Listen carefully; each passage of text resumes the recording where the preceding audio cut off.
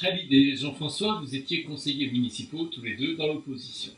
Oui, conseiller municipal depuis 2014 et également conseiller communautaire à la CAPI. Moi, je suis conseiller municipal depuis 3 mandats. J'ai été élu en 2001, membre du Parti communiste français dans l'opposition. Et donc, j'espère avoir un mandat dans la majorité.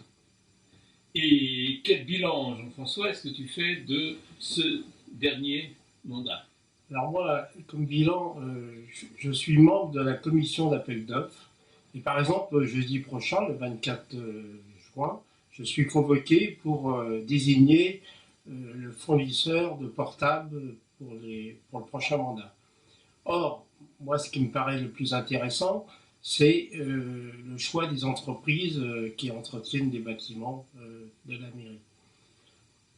Plusieurs fois au conseil municipal, j'ai demandé au maire de bien vouloir inviter un représentant de l'opposition pour désigner les entreprises qui sont retenues pour les travaux. Et ça n'a jamais été fait. Et je pense, et je suis certain, nous, élus, nous donnerons la possibilité à l'opposition d'être présent de façon à avoir une vraie transparence sur le choix des entreprises. Une vraie transparence et un conseil municipal plus démocratique. Exactement. Khalid, quel bilan est-ce que toi tu tires de ces 6 années de conseiller municipal d'opposition à Villefontaine? Un bilan riche d'enseignements,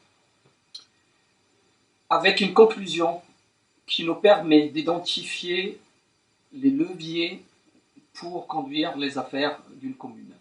La première, c'est la vision. Une vision qui donne une cohérence au projet de la ville, parce qu'il ne suffit pas de construire des bâtiments ou de rénover des bâtiments, faut-il encore que l'ensemble s'inscrive dans une démarche et une vision claire et partagée, ce qui n'est pas le cas actuellement. Le deuxième point, c'est l'audace.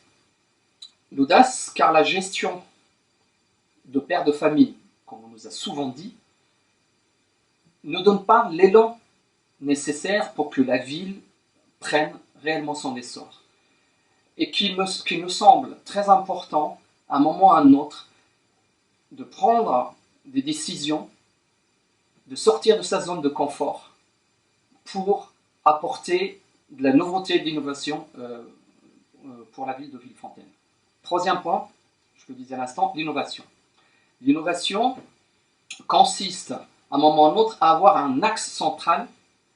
Le nôtre aujourd'hui s'articule autour de la transition écologique, parce qu'il me semble que le lendemain, l'avenir se prépare aujourd'hui, et qu'il est de notre devoir de travailler sur cette transition pour assurer l'avenir à nos enfants. Tu étais également conseiller communautaire à la CAPI. Tout à fait. Et là, également, je retire un enseignement de cette expérience au niveau de la CAPI. À savoir que cette instance qui est importante, parce qu'aujourd'hui, de nombreuses compétences relèvent justement de la CAPI et non plus des communes. Aujourd'hui, ce qui manque, c'est que la CAPI ne joue pas son rôle de locomotive pour centraliser les projets et pour mutualiser les moyens. C'est aujourd'hui, sincèrement et objectivement, une chambre d'enregistrement. C'est un lieu où les différentes communes viennent effectivement présenter des projets, obtenir des financements, mais ça s'arrête là. Donc, pour une ville plus active, pour une ville plus dynamique, pour une ville plus démocratique, qu'est-ce qu'il faut faire le 28? Voter pour voter la avec. liste avec